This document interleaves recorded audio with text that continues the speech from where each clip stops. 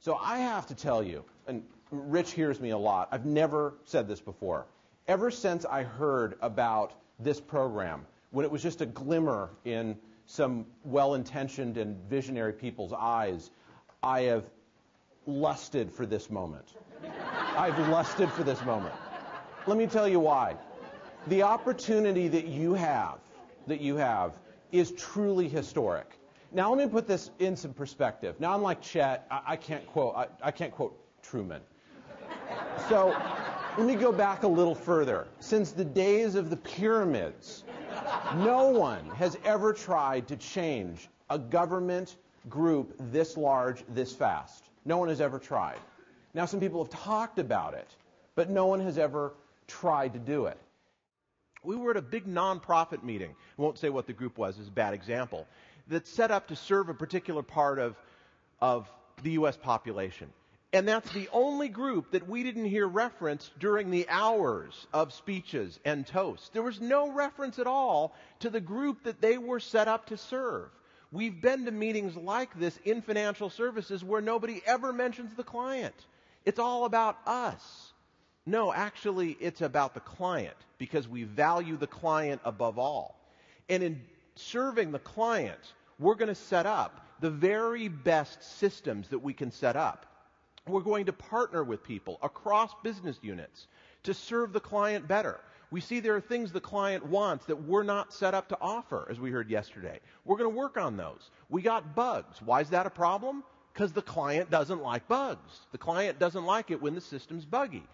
That's why we're going to do everything we do. We know who we are because of our values, and that gives us such an edge in the marketplace, such an advantage, being one firm, that it leaves the others distantly behind.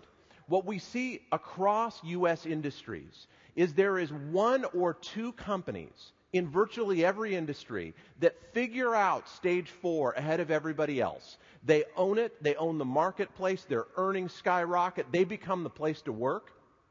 They become magnets for talent.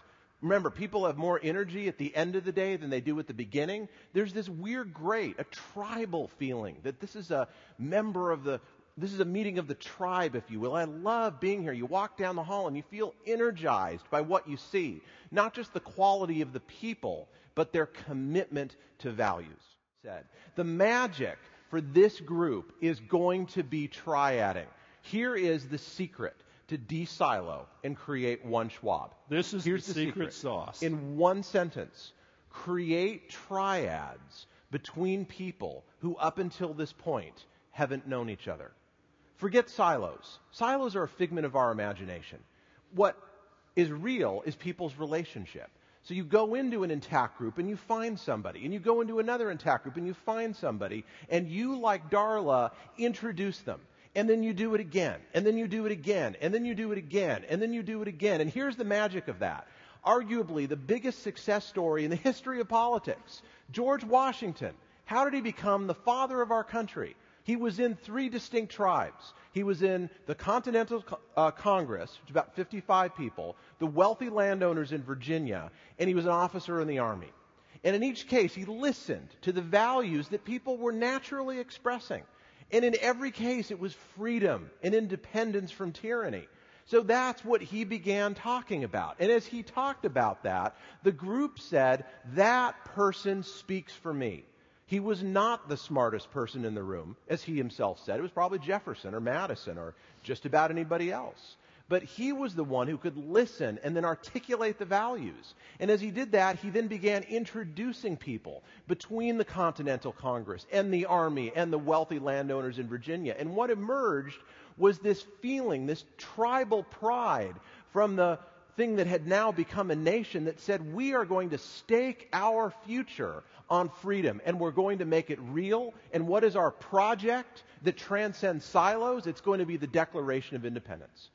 That is how you de-silo an organization, to knit them together, to create one country or one Schwab.